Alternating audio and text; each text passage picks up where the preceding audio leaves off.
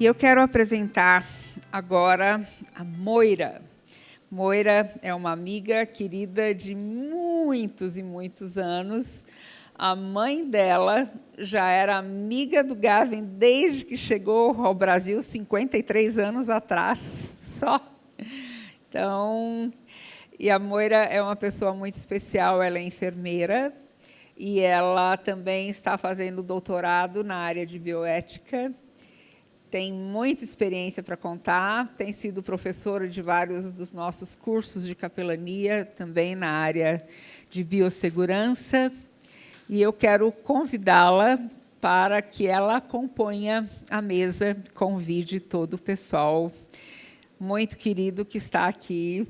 Muito obrigada, Beth, Eduardo, por esse tempo tão especial. Olá. Tudo bem? Vocês gostaram do congresso? Foi bom? Muito bom? Que ótimo. Excelente, que bom. Bom saber. Excelente.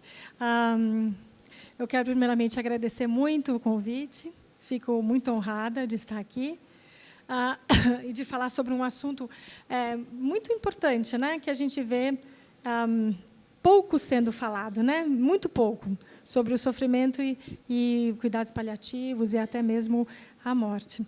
Eu gostaria de, antes de começar, o meu é bem breve, muito rápido mesmo. Eu queria chamar aqui na frente para sentar junto comigo nessa mesa. É capelã, não é? É a Elizabeth, ela é de Vitória. E o doutor Eduardo Lima, ele é médico, trabalha no INCOR, e ele trabalha nessa área de fé e ciência, que vai ser muito incrível, com certeza. Deixar eles se acomodarem ali direitinho.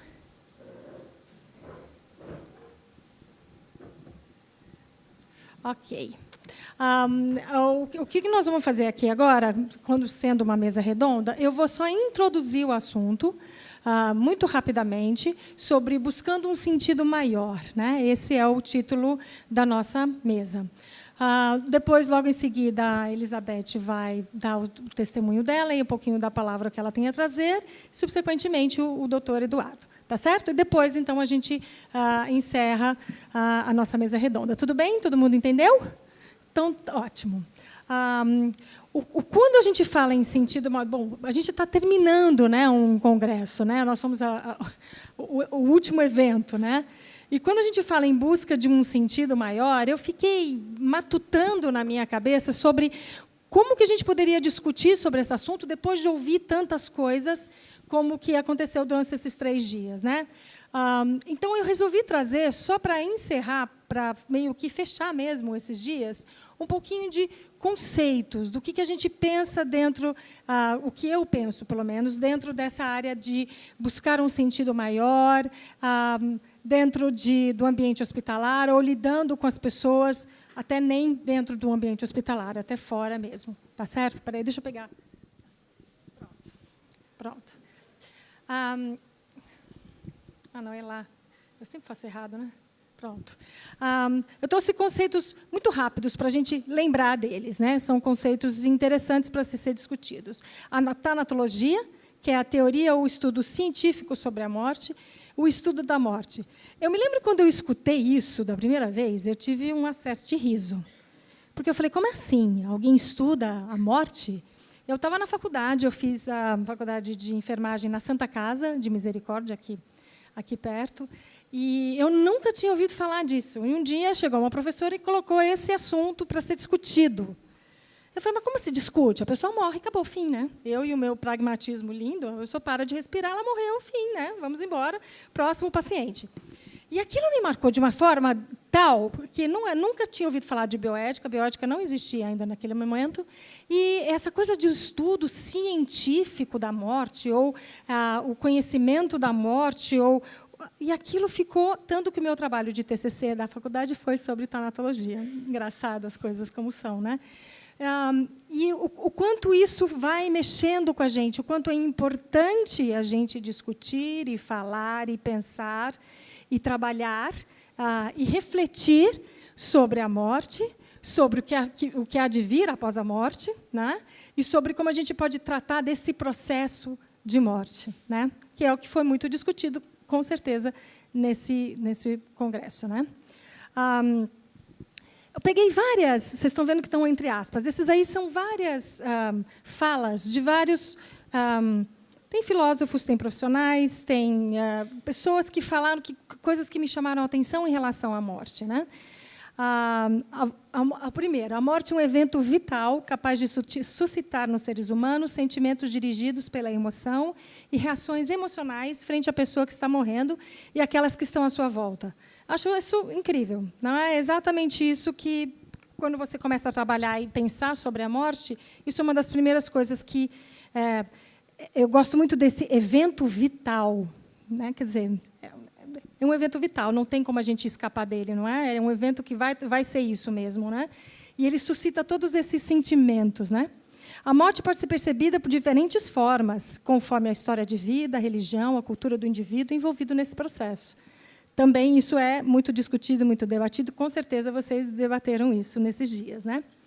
Para o ser humano, o ato de morrer, além de um fenômeno biológico natural, contém intrinsecamente uma dimensão simbólica relacionada tanto à psicologia como às ciências sociais.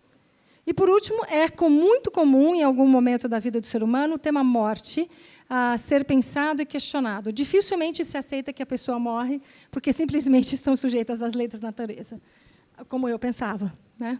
Quando você começa a refletir sobre isso, você percebe que tem muito mais coisa envolvida do que simplesmente parar de respirar, né? Do mesmo jeito que a gente tem o conceito de tanatologia, o conceito de espiritualidade, qualidade do que é espiritual, propensão humana a buscar significado para a vida por meio de conceitos que transcendem o tangível, à procura de um sentido maior. Aí, né? À procura de um sentido maior. Essa é a espiritualidade, é o conceito de espiritualidade. A espiritualidade tem sido debatida ultimamente nas academias, nos hospitais, nos consultórios.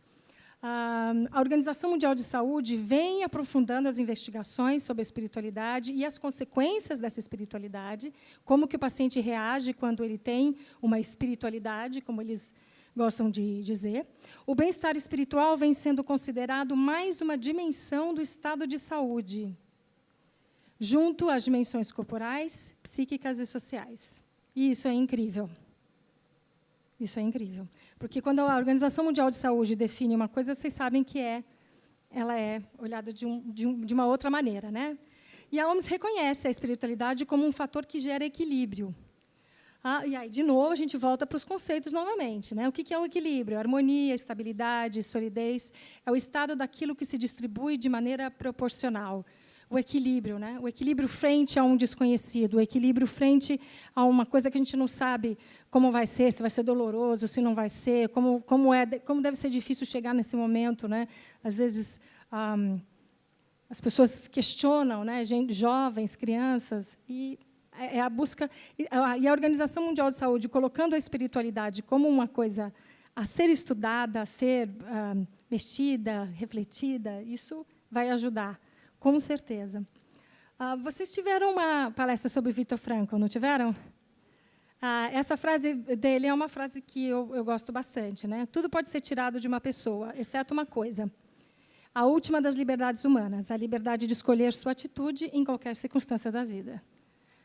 É incrível isso, né? É uma coisa, é de uma profundidade, de uma seriedade, né? Isso é muito sério, que eu acho que é uma coisa que precisa estar na mente da gente, gravadinho, né? Na mente da gente.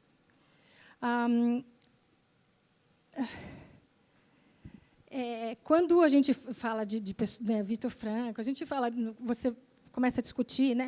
Tanatologia, o estudo da morte, para onde a gente vai, o que a gente faz, né? Isso nunca foi falado, é novidade. Aí a gente volta lá para a Bíblia. E quando a gente volta lá para a Bíblia, a gente percebe que já existe há tempos, né? E a gente vê o apóstolo Paulo falando em Filipenses 4. Não estou dizendo isso porque esteja necessitado, pois aprendi a me adaptar-me a toda e qualquer situação. circunstância. Sei o que é passar necessidade, sei o que é ter fartura. Aprendi o segredo de viver contente em toda e qualquer situação. Seja bem alimentado, seja com fome, tendo muito ou passando necessidade. Tudo posso naquele que me fortalece. Acho que não precisa falar mais nada, né? Bom, esse para mim foi o final, tá bom? Agora, rapidamente, eu vou passar para a Elizabeth para ela continuar. Eu gostaria de agradecer imensamente a responsabilidade, o convite, e confesso que eu estou aqui com as pernas tremendo, viu? E representando muitas pessoas que se sentem com necessidade de expor esse tema que é tão importante. E, com certeza, existem muitas pessoas com competência para apresentarem esse tema, inclusive entre nós. Então, me sinto muito honrada com essa responsabilidade. Muito obrigada, Eleni, e que, assim, possamos crescer um pouquinho mais aqui na nossa conversa, na nossa roda. Tá bom?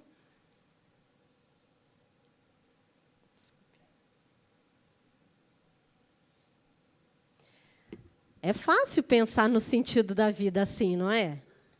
É uma foto que eu tirei da Praia de Vitória, lá em Praia de Camburi. E aí está uma pessoa bem tranquila, cabelos ao vento, um coco jogado na areia. É uma delícia. É ou não é?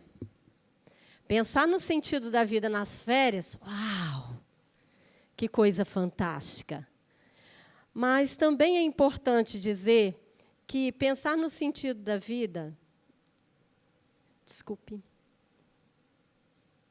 Pensar no sentido da vida também pode acontecer dentro de um supermercado, quando encontramos com o sabonete que a nossa avó usava, e ela gostava daquilo. E a minha avó, nos dias de aniversário dela, ela ganhava, ela pedia, por favor, me dá uma caixa daquele sabonete cheiroso. E que o transcendente nos vem, que Deus se apresenta. É aquele momento em que há uma epifania, é algo sobrenatural. É aquele momento que talvez você, com o seu paciente no quarto, de repente alguém está orando, está meditando, e a paz se torna tão densa que há a sensação que é possível palpar, pegar. E é uma completude, um sentimento que invade, inexplicável. Essa é a fé enquanto encontro. Também podemos dizer que a fé enquanto encontro pode se dar sozinho, pode se dar num banco, à beira-mar, e aí morram de inveja. Desculpem, estou semeando a discórdia entre os que moram no interior e na beira-mar. Mas esse é meu banquinho de oração sempre que posso.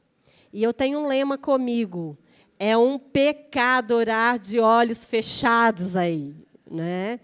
E no banquinho de oração, à beira-mar, a natureza revela algo que está para fora de nós.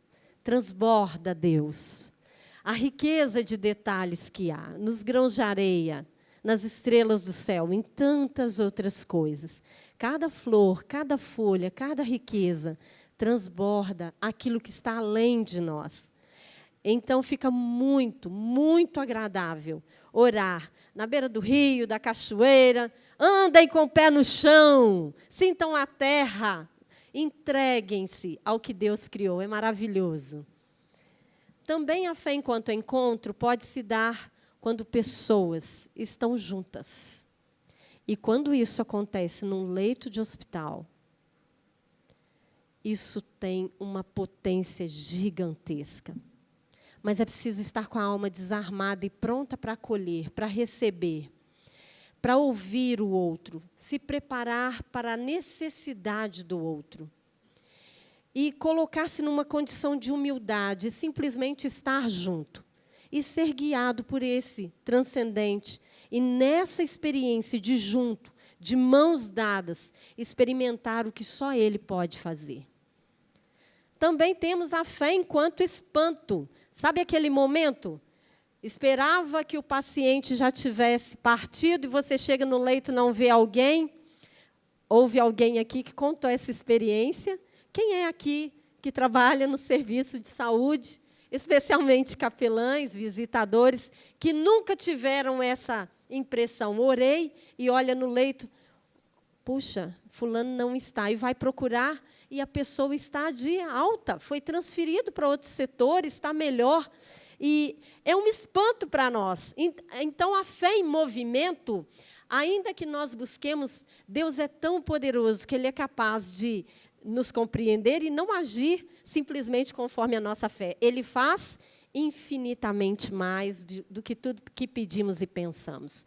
E, nesse espaço, é possível considerar milagres, sinais, maravilhas e tantas outras coisas.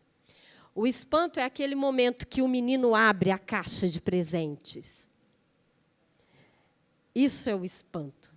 E quando Deus faz algo de tão maravilhoso entre nós, por mínimo que seja, quer ver? O paciente conseguiu tomar banho sozinho, e isso clinicamente seria impossível. É a hora do espanto. É a hora da verdade. Também a fé enquanto entrega. A fé enquanto entrega é aquele coração desarmado, que não coloca condições, que não impõe nada e diz, Senhor, eu estou aqui. O que é que o Senhor quer de mim? Eu estou aqui desarmado, com o coração tranquilo, confiante. Confiante do que eu não sei o que vai vir, mas eu entrego. Houve uma situação em que minha mãe ficou muito grave, doente. E eu reuni meus filhos e pedimos para orarmos juntos pela minha mãe. E o meu filho de 4 anos, o Renan, orou assim, Senhor Deus, muito obrigada pela casa da vovó. Lá é tão bom, eu corro para todo lado. A vovó faz tantas comidas gostosas. A vovó tem tanta paciência comigo. Obrigada, Senhor Deus, que a casa da vovó é tão boa. Obrigado pela vovó. Em nome de Jesus, amém. Abri o olho. Renan, você não entendeu que a vovó está doente? Ele olhou para mim. Mas, mãe, Deus não está cuidando dela? Sabe aquela hora assim que a gente toma uns tapas assim, espiritualmente falando? E aí a gente começa a pensar que tudo isso pode ter uma sequência assim. Eu posso ter o ensino e do ensino seguir para o encontro, e do encontro eu me espantar, e do espanto eu me entregar. Mas pode ser que isso esteja tudo de uma maneira tão organizada, tão pessoalmente organizado por Deus para cada ser humano, que eu não preciso ficar preocupada em sistematizações. Por exemplo, quando alguém está cantando na UTI, nós podemos nos surpreender com algumas reações. Esse dia havia música na UTI, tocavam cânticos espirituais, instrumentais, e esse senhor levanta a mão e começa. Obrigado, Senhor, até que enfim eu cheguei. Ele estava acordando da cirurgia. E, com o som da música instrumental, achou que já estava promovido. Então, queridos, Deus pode se fazer presente através de uma música na UTI. Deus pode também manifestar da sua graça e trazer coisas ao coração dos profissionais de saúde como nós temos.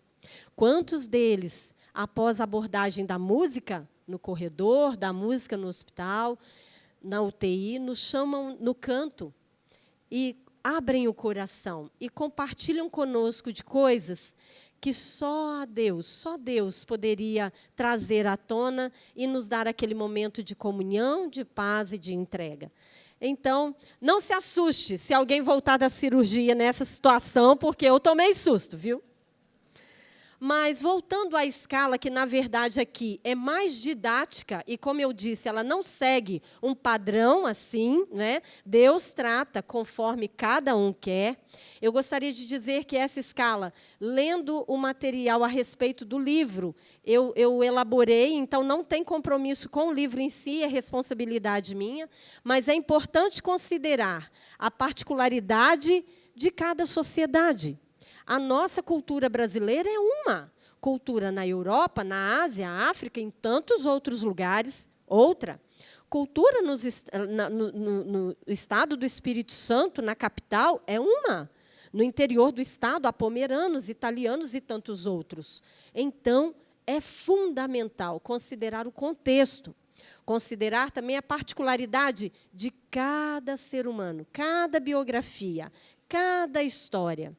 Considerar que cada circunstância é uma circunstância. Uma pessoa que teve um câncer 2, 3, ela não vai ter a mesma reação nunca. Cada circunstância é uma circunstância.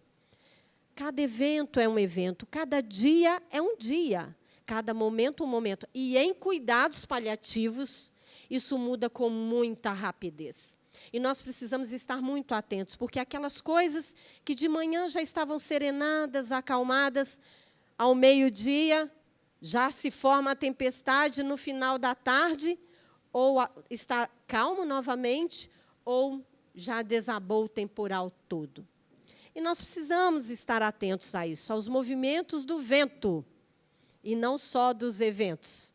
O vento que move as nossas vidas. Precisamos estar atentos a cada momento e disponíveis para isso.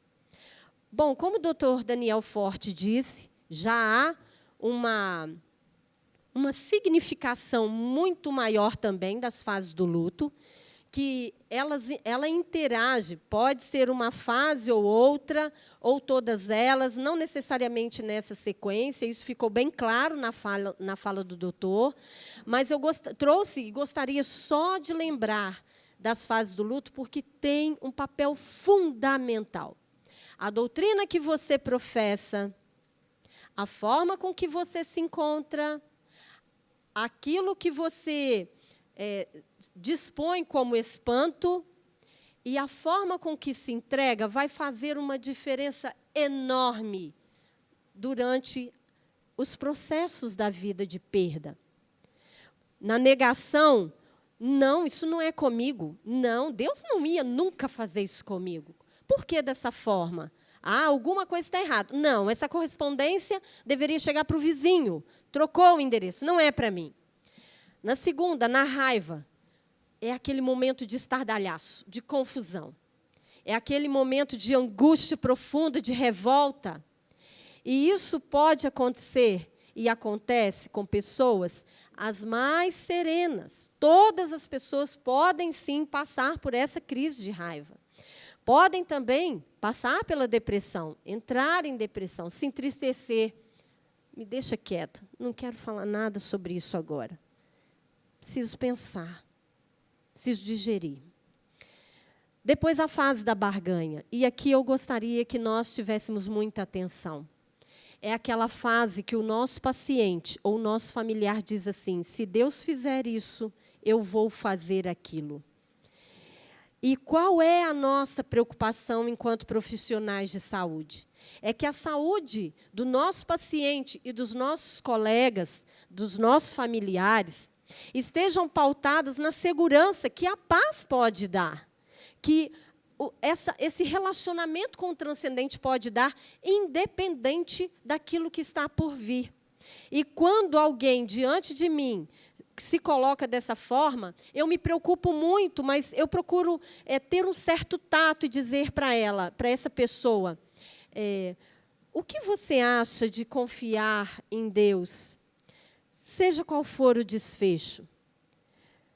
Vamos confiar em Deus porque Ele tem todo o poder para curar. E Ele pode fazer isso. Mas isso é conforme os planos dEle. E Ele também é tão poderoso que pode nos sustentar em toda e qualquer situação. e a pessoa se sente até algumas mais aliviadas, outras continuam no embate. Mas isso é preciso dar um tempo, porque alguns direcionamentos religiosos fortalecem muito isso, especialmente a teologia da prosperidade. Então, muita atenção com esse momento da barganha. Pode-se trabalhar muito nisso, em termos de confiança e soberania de Deus. Também no momento da aceitação. Sabe-se que pessoas, e aqui eu acendo uma luzinha, não é? Pessoas que desenvolvem doenças, comorbidades, por conta de comportamentos destrutivos, uso de álcool e drogas, tabaco e etc., elas tendem a aceitar a doença, mas pela culpa, e não só por uma questão de entendimento espiritual. Então, é preciso muito cuidado nisso, observar se ali não é culpa ou se ali realmente está havendo um movimento espiritual no sentido positivo, que é chamado de coping religioso positivo. Adiantando, então, o que é que fica, o que é que nos sustenta? Virtudes teologais, que também foi citado nessa palestra hoje pela manhã. E as virtudes teologais, elas são fantásticas, porque elas, no latim, é uma palavra que é traduzida como dobradiça. Olha que riqueza. E é sobre elas que giram todas as outras virtudes. Temperança, moderação, paciência, benignidade, todas as outras virtudes, elas giram sobre essa. Mas, se nós unirmos as 3 virtudes, o que é que temos? Vou voltar.